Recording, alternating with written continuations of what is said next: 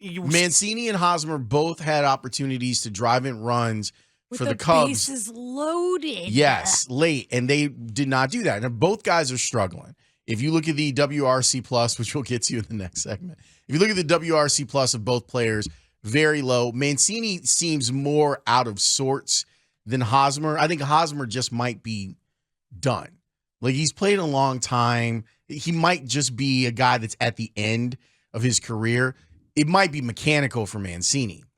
But yesterday, we had David Ross on, and if you look down at the numbers in the minors, Matt Mervis is crushing it. And so is Christopher Morel.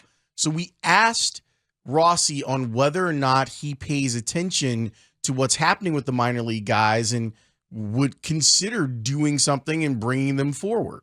It's on my radar. I don't think I'm not waking up in the morning and reading the AAA box scores, but I hear about it. The fans and the fans and the media obviously make you well aware of it. We have internal conversations about things all the time, but the sign of a good organization, in my opinion, and where we're trying to get to, and is depth and having not a fall off when you have to call on somebody from the lower levels. And those problems will present themselves throughout 162, and you'll have moments when you're going to need to call on, whether it's Nelson, who came up and had a really big impact early on, or a pitcher and whoever that might be, and guys that are coming.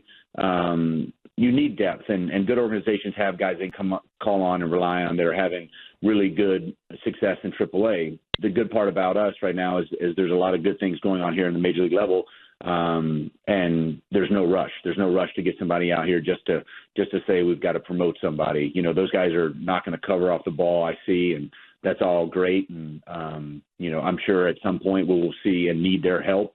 But right now, I think everybody's in a really good space. Just continue to win ball games. We got a really good vibe here, a really good group here, and we're trying to win every single game that we possibly can with the group we have. First baseman Matt Mervis in 108 plate appearances at AAA this year, slashing .295, .407, .580 for a WRC plus of 146. Impressively, his walk percentage 15.7, his strikeout percentage 15.7.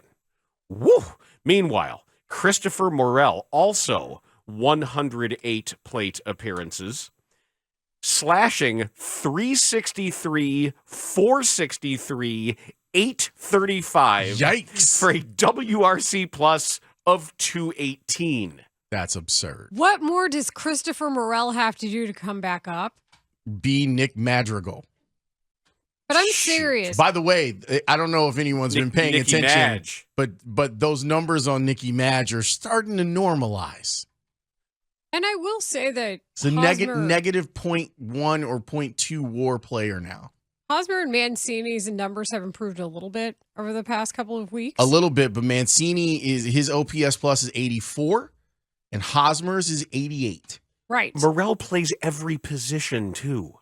I don't get it, because here he is doing exactly what you needed him to do, right? Goes down, faces a slower pace game, and just is absolutely crushing the ball in a way where the numbers dictate. You're hitting to all fields. You're doing exactly what you need to do at the plate. He can play multiple positions on the diamond. There's not a lot of room here to make roster moves on this team. And what do you think happens if the bases are loaded? Cubs struggled with runners in scoring position, also against Miami. If you want to know what happened against the Marlins, that was it. Well, runners the Caleb Killian start too. But that I'll take on the chin. The runners in scoring position situation, I will not. The weighted runs created plus for Nick Madrigal, 77. When 100 is your benchmark. 100 is average. And that means that's below average. That means it is 23% below average relative to current MLB run environment with park adjustment. Shh, don't tell anyone, Dan. He's hitting 320. Not anymore. He's not. No. Because that's what happens when you play him more. You guys talked about it last week, I believe, the Ken Rosenthal article talking about the meaning of this clubhouse and what it means to this team and having this combination of players. And I do understand that Mancini and Hosmer are a massive part of that. Nobody is taking that away from them. And even their ages would dictate that they're not done. Hosmer's only 33. Mancini's only 31. That's not, I think, something to be concerned about. It's just what you're seeing with the eye test. It's the numbers with the bases loaded twice against the Nationals. It's the numbers they had last night. They were 0 for 9 with runners in scoring position. If you think you're a contender, you already took flyers on those two and Cody Bellinger, who is paying off tenfold.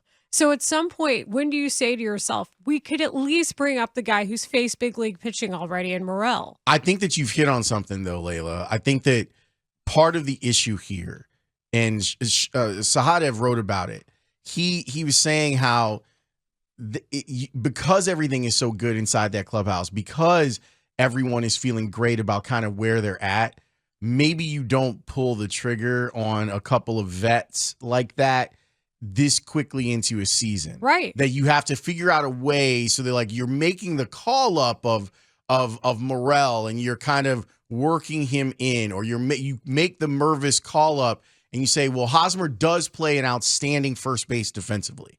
Like that's the only reason that he's not a negative WAR player is because he plays really good defense. So you start Mervis out as a DH. I also get the idea of you want those guys, if they are going to come up, you want it to work and you want it to be permanent. So you want to give them as many at bats as they can get. To me, it's Morel versus Madrigal, and that's a really easy proposition for me. I think that he's a more valuable player because he can play multiple spots and he can hit.